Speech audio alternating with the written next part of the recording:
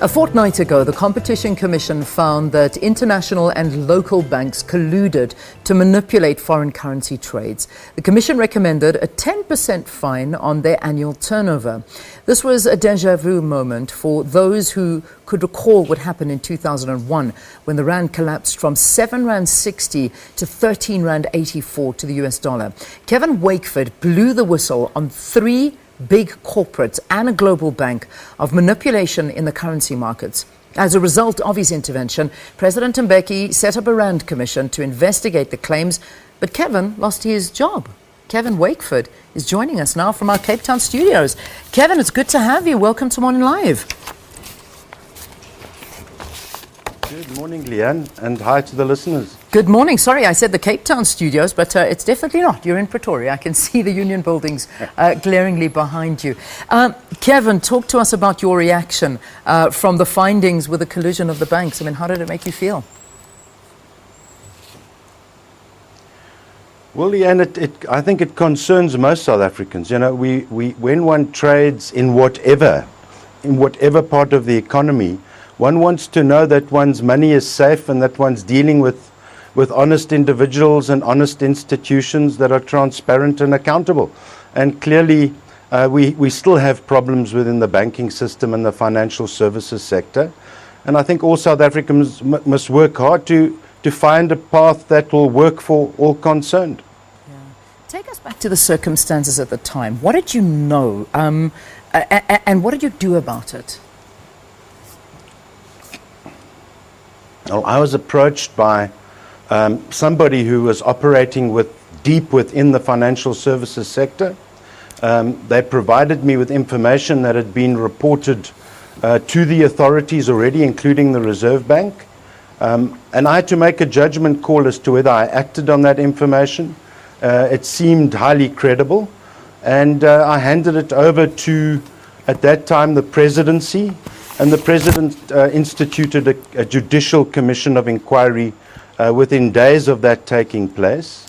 Unfortunately, the commission was prematurely closed down, and you know, one even had dissension amongst the commissioners.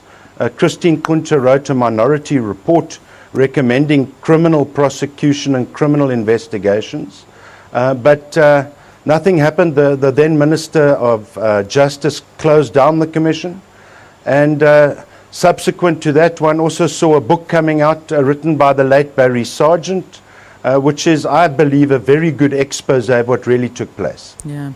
I mean, you know, after your expose, and it was highly publicized at the time, you lost your job as the chief executive of the South African Business Chamber. Now this Rand Commission comes out with its findings. You know, let's talk through that, from what you unveiled to actually what's been found now.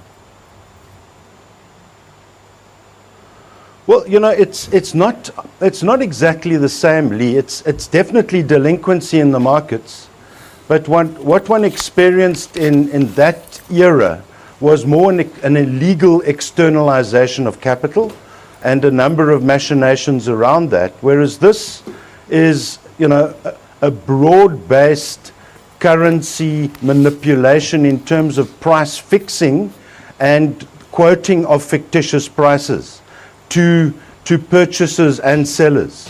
So it's different, but the same symptomatic manifestations are taking place within the markets. And in this particular case, it's the Competitions Act that's been applied and not the general framework of financial services regulations.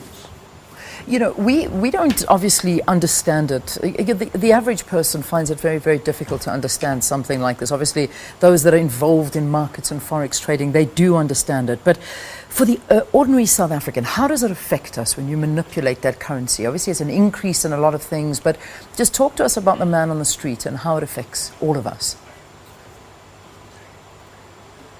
Well, you know, if currency prices are being fixed, and perhaps on the lower end rather than the higher end, then the rand's value ultimately is impacted. And one would argue, and there are many arguments around how that can happen, but ultimately if you look at a pattern over, say, the last 10 years, generally there's been a trend to a weakening currency. Now, what does that mean for ordinary South Africans? It means that in the light of a global economy, all prices are dollar-based, whether we like it or not, whether it be for steel or sugar or petrol or diesel or gold or wheat or maize. All those prices are not set in South Africa. They're set globally, and then you convert those prices to rands. So as the rand weakens, so South Africans get poorer. Their disposable income weakens. They can buy less with their salaries, and of course their balance sheets start to shrink. So if you value your balance sheet in dollars, you're actually getting poorer. The value of all your assets over time is getting less and less.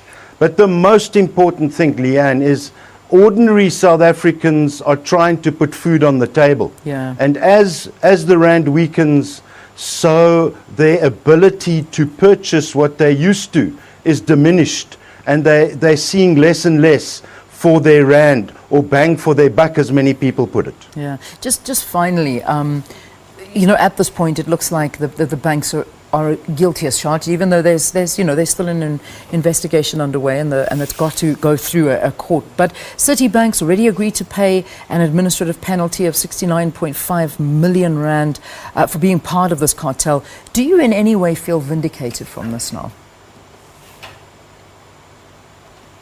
Leanne, that's not important, and that's certainly not my mission. I think what is important is that we get the system right, and that we operate within an honest and open environment. All South Africans are asking for is to be treated fairly and honestly.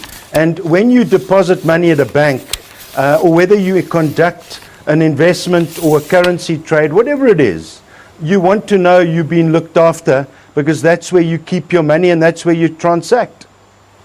All right. You have to leave it there, unfortunately, Kevin. But thanks for coming in. Thanks for explaining from your perspective, and also the magnitude of something like this, fixing a currency, and what it means for you and I. It's a very, very big issue. That was Kevin Wakeford. He was talking to us from our Pretoria studios. He was the whistleblower at the time when he saw there was manipulation happening in the currency.